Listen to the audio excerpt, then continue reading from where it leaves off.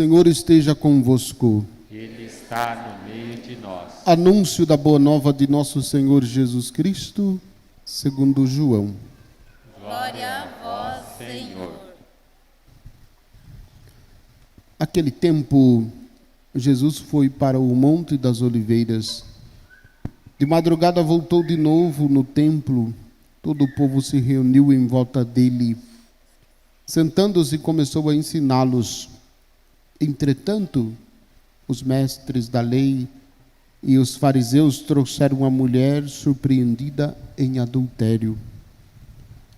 Colocando-a no meio deles, disseram a Jesus: Mestre, esta mulher foi surpreendida em flagrante adultério. Moisés da lei mandou apedrejar tais mulheres. Que dizes tu? Perguntavam isso para experimentar Jesus e para terem motivo de o acusar. Mas Jesus, inclinando-se, começou a escrever com o dedo no chão. Como persistissem em interrogá-lo, Jesus ergueu-se e disse: Quem dentre vós não tiver pecado, seja o primeiro a atirar-lhe uma pedra. E tornando a inclinar-se, continuou a escrever no chão. E eles, ouvindo o que Jesus falou, foram saindo um, a começar pelos mais velhos. E Jesus ficou sozinho com a mulher que estava lá no meio do povo. Então Jesus se levantou e disse: Mulher, onde estão eles? Ninguém te condenou? Ela respondeu: Ninguém, Senhor. Então Jesus lhe disse: Eu também não te condeno. Podes ir, e de agora em diante não peques mais.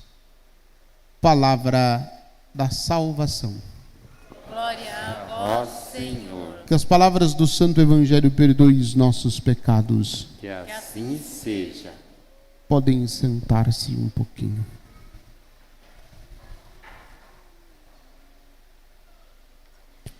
Duas observações sobre o Evangelho. A primeira, atitude daqueles que desejavam apedrejar esta mulher. Eles desejavam apedrejá-la, usando como justificativa a própria lei de Moisés. A própria lei de Moisés. E quando ouviram a palavra de Jesus, ouvindo a palavra de Jesus, o texto diz: a começar pelos mais velhos, foram um por um se afastando. Notem que a palavra de Jesus é sempre referência, ela pode mudar a nossa vida, ela pode mudar a nossa maneira de pensar e a nossa maneira de ver a realidade. Desde que a gente esteja disposto a escutar. Porque se nós não estamos dispostos a escutar, vai entrar por um ouvido, sair por outro e não vai fazer diferença nenhuma. Não vai mudar nada, vai ficar do mesmo jeito. Alguns ficam até pior depois que escutam a palavra de Deus. Então, a palavra precisa cair no coração e escutar a palavra de Jesus. E quando a palavra de Jesus cai no coração, há mudança de atitude, há mudança de vida, a conversão. Então, a atitude daqueles que queriam apedrejar. A segunda é justamente a atitude de Jesus. Eles apresentam uma mulher que foi flagrada em adultério. E pedem o que Jesus tem a dizer sobre isso, porque vejam como que Jesus está numa armadilha. Se Jesus diz apedreje, ele está negando o que ele está ensinando. Se ele não diz não apedreje, ele está negando a lei de Moisés. Então o Senhor diz: quem dentre vós não tiver pecado, seja o primeiro a tirar-lhe uma pedra. E aí, surpreendente, quando no final ficou somente Jesus e a mulher. E aí tem um diálogo bonito entre Jesus e a mulher. O Senhor pergunta: mulher, onde estão eles? Ninguém te condenou? Ela diz: não, Senhor, ninguém me condenou. E o Senhor diz: eu também não te condeno. Podes ir. E notem a frase: podes ir, de agora em diante não peques mais. Não peques mais. E só faltou Jesus dizer, né? Agora cria vergonha na cara e não peque mais. Vai daqui para frente. Vergonha na cara é o padre que está falando. Jesus não falou. Mas está escondido aí. Não falou, mas está escondido na frase. Agora, olhando este texto, a descrição desse texto, muitas vezes nós fazemos o que as pessoas não fizeram com esta mulher. Nós fazemos. Não tacamos pedra. Ninguém pega em pedra para jogar nos outros. Pedra mesmo não. Mas a gente faz isso quando a gente colabora com fofoca, quando a gente colabora com comentários maldosos sobre a vida de outras pessoas, quando a gente colabora com calúnia, quando a gente colabora com fofocas, quando a gente reproduz fofoca sobre a vida dos outros. Nós estamos tacando pedrada. Nós estamos julgando e condenando as pessoas. E como eu gosto de dizer, se a gente pudesse mandar alguém para o inferno, a gente já mandaria um monte logo, para encher logo o inferno. Porque a gente condena as pessoas. Só que a gente condena, só que tem um detalhe que é muito, muito sério. Quando se diz respeito às pessoas, a gente julga as pessoas com justiça e a gente deseja que ela receba o que ela merece, e mais um pouco. Agora, quando somos nós que somos julgados, a gente deseja que a gente seja julgado com misericórdia. Mas os outros têm que ser julgados com justiça. A gente com misericórdia. Então é essa atitude que Jesus está cobrando de nós. É esta atitude que Jesus está cobrando de nós. E é profundamente desconcertante isso, porque nos questiona. Nos questiona. Eu repito, a gente acaba fazendo com os outros aquilo que as pessoas não fizeram com a mulher. E por quê? Porque a gente não sabe escutar a palavra de Jesus.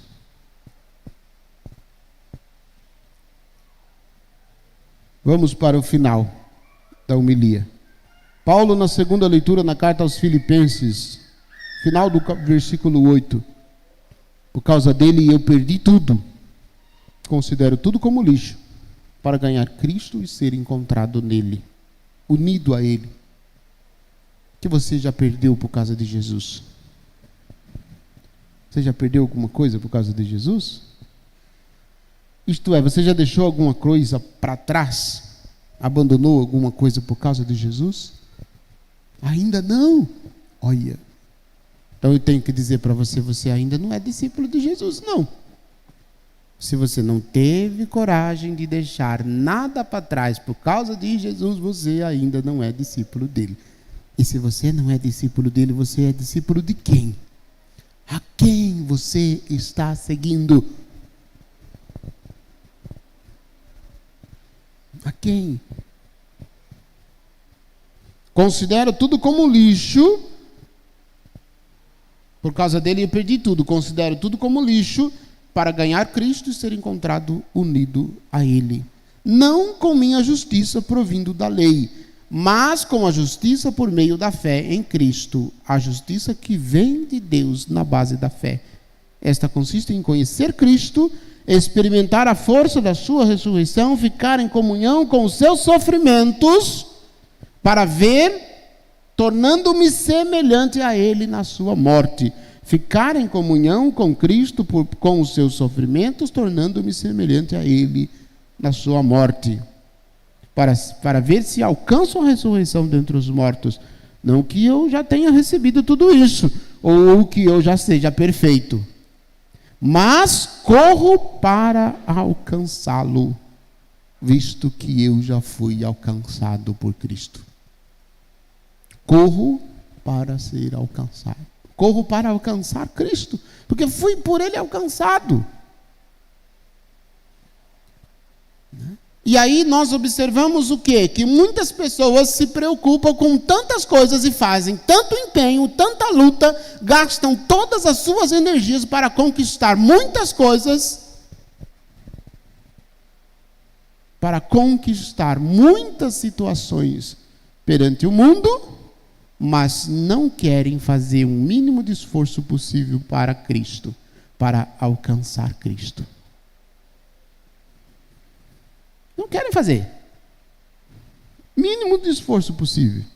Quando eu falo não quero, é nós não queremos. Nós somos assim. O padre também. Não pense que é só vocês, não. O padre também.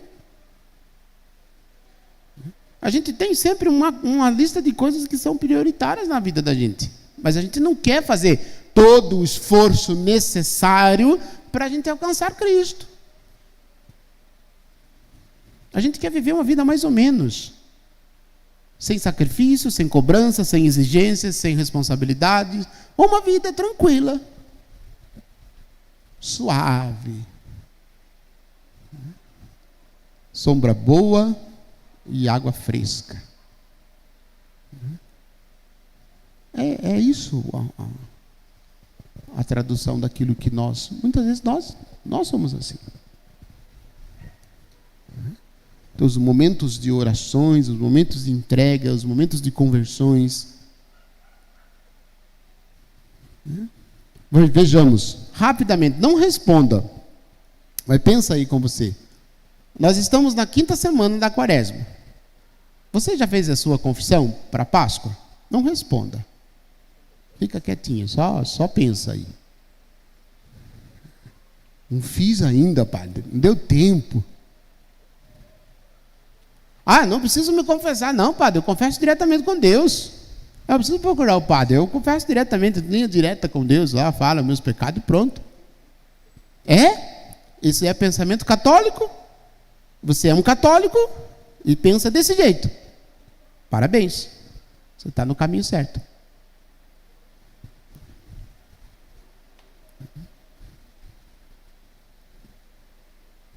E outras coisas mais, né? Os propósitos que vocês fizeram, que nós fizemos lá no início da Quaresma. Você conseguiu cumprir ou já na metade do caminho mudou de propósito? Vou fazer outro porque isso está muito difícil. Ninguém fala, vou fazer outro porque isso está muito fácil. Ninguém fala, vou fazer outro porque isso está muito difícil. Mas prometeu lá no início.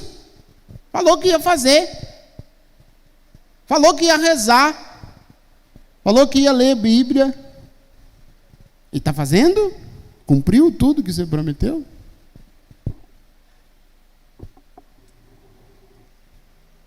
Qual o esforço que a gente faz para estar com Jesus? Qual o esforço que você faz para estar com Jesus?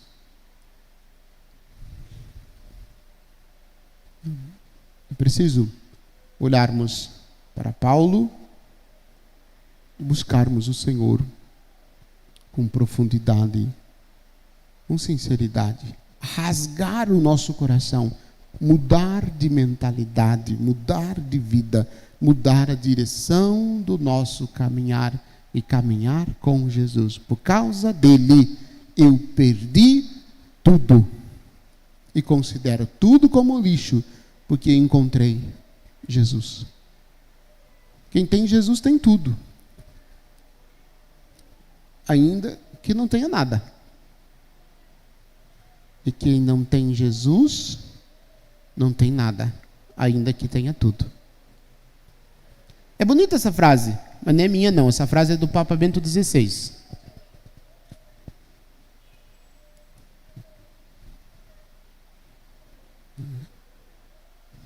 É do Papa Bento XVI, essa frase.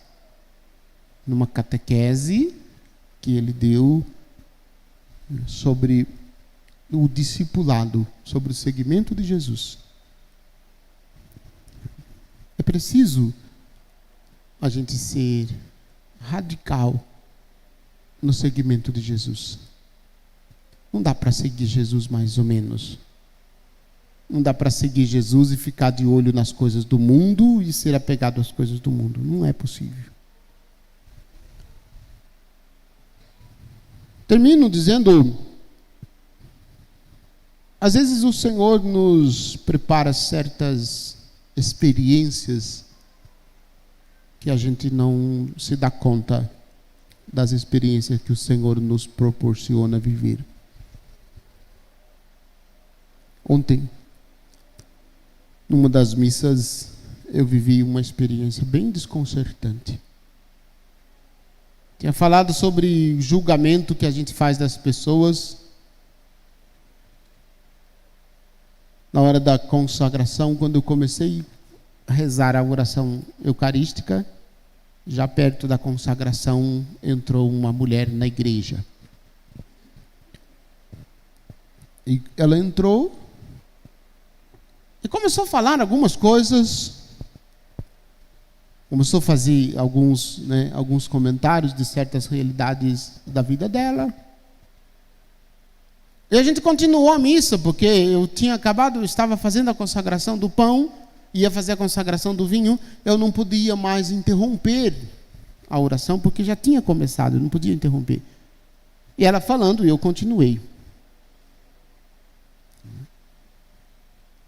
Uma situação que me questionou naquele momento foi, ela chegou perto do altar e apontou para a âmbula que estava em cima do altar e disse: aqui está o corpo e o sangue de Jesus.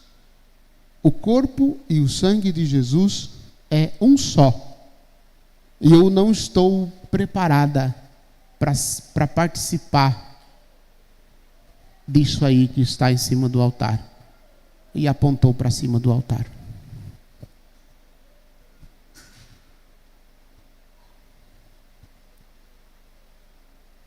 Eu fiquei pensando, sabe? Quantas e quantas vezes eu, como padre, me aproximei do altar e me aproximei da Eucaristia sem ter a reverência e sem ter o conhecimento de que ali em cima do altar estava Jesus.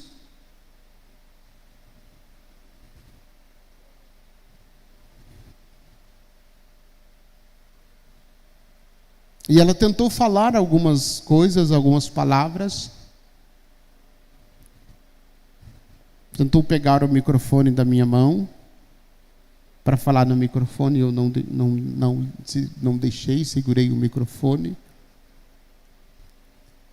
Aí, na hora da comunhão, quando todos comungaram, quando todos participaram da Santíssima Eucaristia, ela no cantinho olhou para mim e disse assim: padre, eu posso comungar?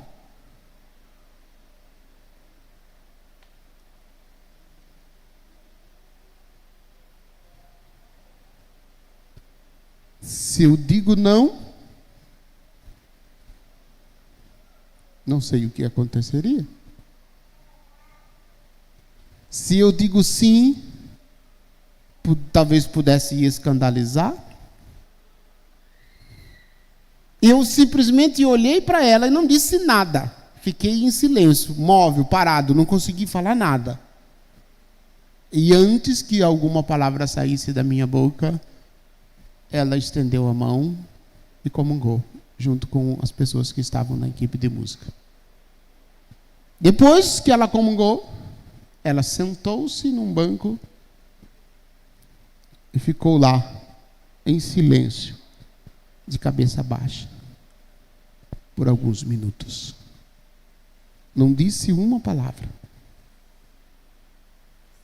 Depois disso, pegou a sacolinha com os objetos que ela estava, em silêncio, saiu da igreja. E depois daquela hora eu não vi mais aquela pessoa. Isso ficou profundamente marcado na minha vida. Depois eu comentei, e eu notei quando a pessoa entrou na igreja, o desconforto das pessoas que estavam na assembleia sentadas. Eles não falaram, porque estava na hora da consagração. Mas muitos, com o olhar, diziam: o que você está fazendo aqui? Você não pode estar aqui presente. Muitos, com o olhar, diziam: se suma daqui, você não tem espaço aqui. Talvez ela não tenha sentido este olhar, ou talvez ela tenha sentido exatamente este olhar.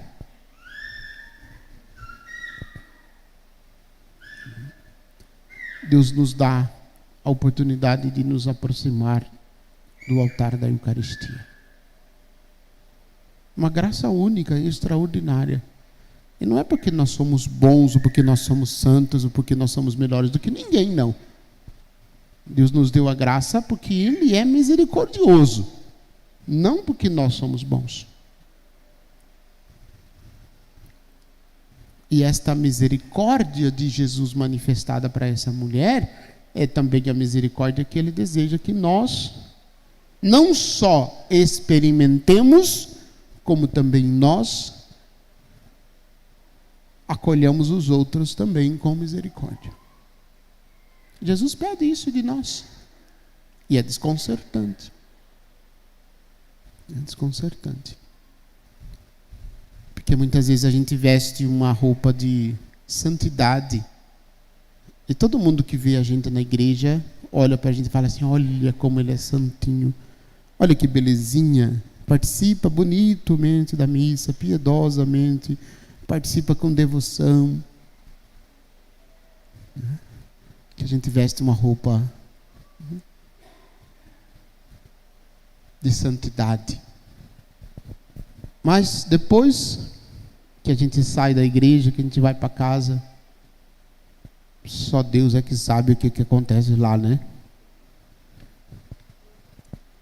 Então, busquemos Jesus. Jesus é a solução, Jesus é o remédio, Jesus é tudo que nós precisamos. Jesus é tudo que nós necessitamos.